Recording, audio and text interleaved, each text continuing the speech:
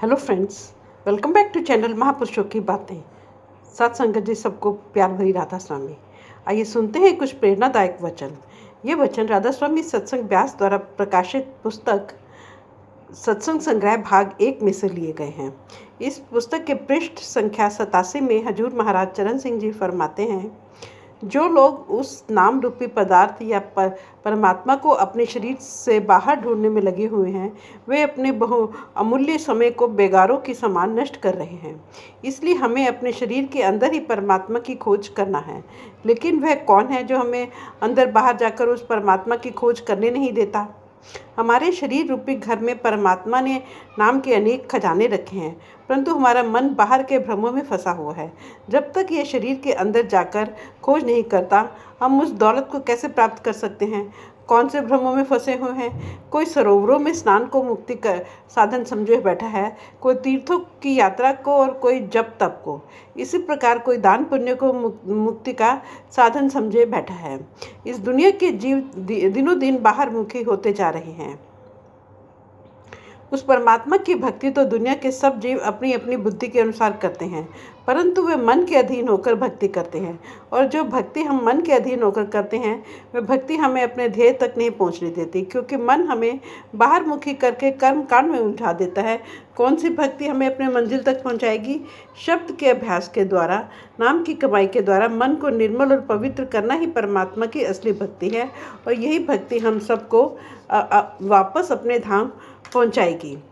लोग भक्ति तो करते हैं, पर भक्ति करने का असली तरीका नहीं जानते, जिसके फलस्वरूप असली रास्ते को छोड़कर अन्य मार्ग पर चलने लगते हैं और अपने पापों के बोझ को और अधिक बढ़ा लेते हैं। इसलिए तुलसी साहब कहते हैं, क्यों जंगलों और पहाड़ों में मारे मारे फिर रहे हो? क्यों मंदिरों, मस्जिदों, गुरुद्वारों में ढूंढ रहे हो? वह परमात्मा तो शरीर के अंदर है।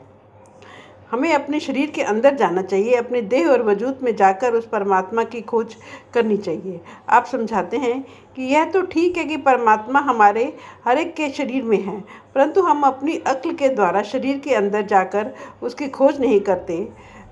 अपनी बुद्धि के आश्रय कभी उस परमात्मा को नहीं ढूंढ सकते। तुलसी साहब फरमाते हैं, शरीर के अंदर परमात्मा की खोज करने का जो तरीका और साधन है, उसका पता किसी कामिल मुर्शिद या पूर्ण गुरु से ही लगेगा। जब हम ऐसे कामिल मुर्शिद को ढूंढकर सिद्दक और सबूरी अर्थात सच्चाई और धैर्य के साथ उस पर चले, उस पर भरोसा और विश्वास रखकर अपने शरीर के अंदर जाकर खोज करना शुरू करेंगे, तब हमें अपने खोज या तलाश में सफल हो सकेंगे। जब तक हमें पूर्ण गुरु नहीं मिलता, हमें मालिक की भक्ति करने के तरीके का पता ही नहीं लग सकता।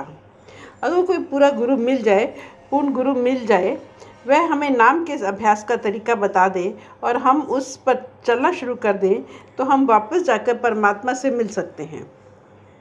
आप फरमाते हैं, सच्चे शब्द की कमाई करके ही सच्ची इज्जत प्राप्त कर सकेंगे।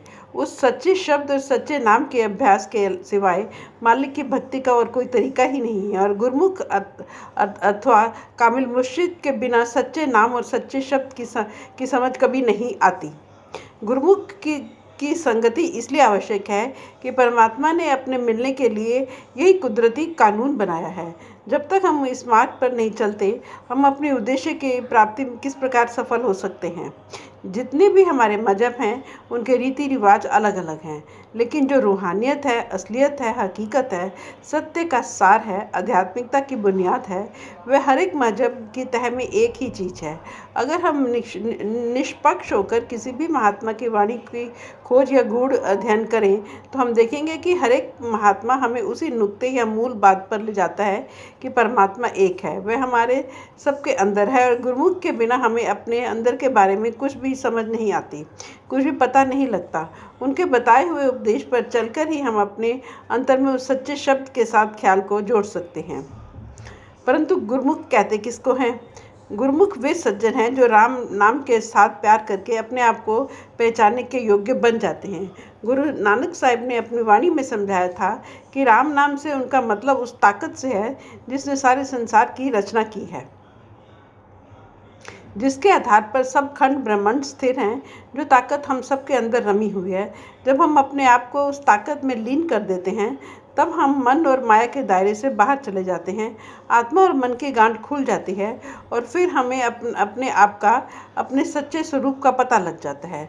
सो महात्मा, गुरुमुख या सद्गुरु उनको कहते हैं जो साधना करके उस नाम रूपी दौलत को अपने अंतर में प्रकट कर चुके हैं।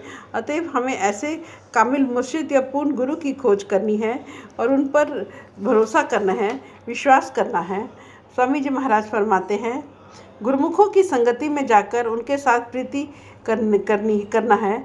इस प्रीति के द्वारा हमारे मन में प्रतीति आ जाती है। जब तक हमें किसी के साथ प्यार नहीं, तब तक हम उस पर कभी भरोसा भी नहीं करते। आप देखें, जिस मित्र के साथ हमारा प्यार होता है, उसके साथ हम हज़ारों लाखों रुपयों का व्यापार उसके प्यार में बंधे हुए उस पर भरोसा करके कर लेते हैं। और जिस पर हमें पूरा विश्वास व भरोसा होता है, हम दुख और मुसीबत के समय उसकी सलाह भी लेते हैं। हम मानते हैं कि वह जो कुछ भी कहेगा हमारे फ़ायदे के लिए कहेगा। हमें उस पर इतना विश्वास होता है कि हम उसकी सलाह पर अमल भी करना शुरू कर देते हैं। यही सिद्धांत संत मत में भी है। अगर हमारा गुरुमुखों से प्यार है तो हमारा उन पर भरोसा भी होगा, विश्वास भी होगा। अगर हम उन पर भरोसा और विश्वास है तो हम उनके कहने के अनुसार अंतर में जाकर मालिक की खोज भी करेंगे, उसे ढूंढने की कोशिश भी करेंगे। आप फरमाते हैं कि अगर हम किसी ऐसे कामिल मुर्शिद की संगति और सोहबत में जाकर उस पर भरोसा और विश्वास करके उसके आदेश के अनुसार भजन और सुमिरन अर्थात नाम का अभ्यास करना शुरू कर दें, तो हमारे अंदर के कान खुल जाएंगे और उस आंतरिक कीर्तन को सुनना शुरू कर देंगे। वह शब्द या नाम हमारे सबके अंदर धुनकारे दे रहा है। उसका संबंध इन बाहरी कानों से नहीं है, परंतु हमें इन कानों के जरिए सुनने की आदत पड़ी हुई है। इसलिए शुरू शुरू में ऐसा प्रतीत होता है कि वह शब्द इन कानों में गूंज रहा है, पर जब सुमिरन और ध्यान के द्वारा हमारा ख्याल आंखों के पीछे टिकने लगता है, तो हमें अपने आप पता लग जाता है कि शब्द मस्तक के बीच में दिन रात धुनकारे दे रहा है। उसका इन कानों के साथ कोई संबंध नहीं है। तुलसी साहब फरमाते हैं कि अगर हम गुरुमुखों के आदेश के अनुसार अभ्यास करना शुरू कर देंगे तो हमारे अंदर के कान खुल जाएंगे और वे उस अंदर के शब्द, कलमे या बांगे आसमानी को सुनना शुरू कर देंगे और उस शब्द या नाम को पकड़कर हम अल्लाहु अकबर अर्थात पहली मंजिल सहस्रदल कमल तक पहुंच जाएंगे। महात्मा समझाते हैं कि हमारे अंदर 5 मंजिलें हैं और 5 ही धुनें, नौबतें या शब्द दिन रात गूंज रहे हैं। हमें मंजिल दर मंजिल, शब्द दर शब्द वापस अपने आखिरी मुकाम धुरधाम तक पहुंचना है, जहाँ कि वह परमात्मा रहता है।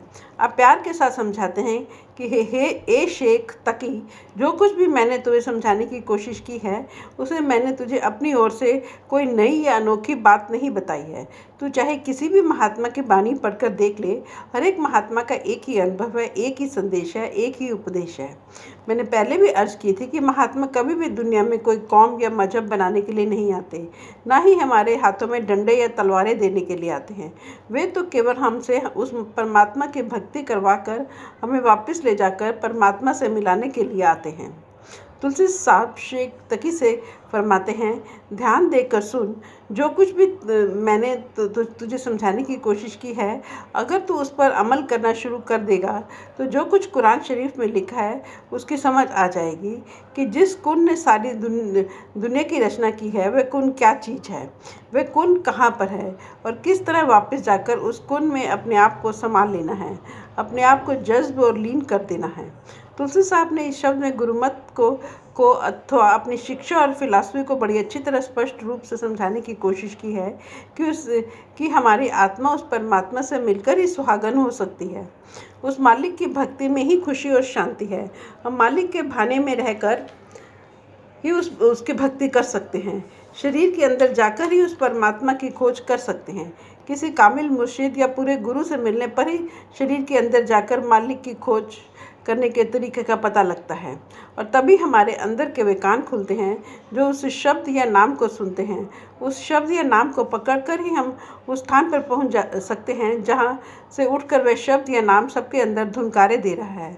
अतएव हमें भी चाहिए कि आपके समझाने के अनुसार शब्द की कमाई करें, नाम की कमाई करें। Thank you.